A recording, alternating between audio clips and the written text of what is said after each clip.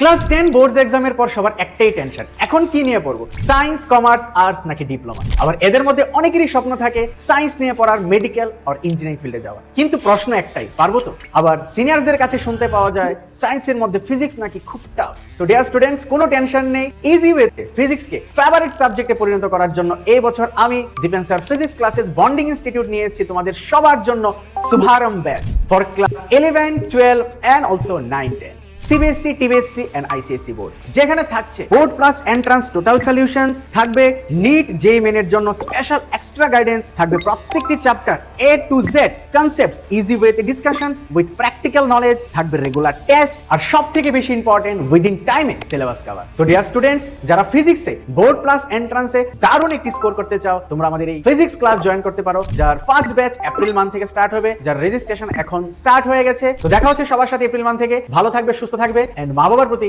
দায়িত্ববান হবে। ধন্যবাদ।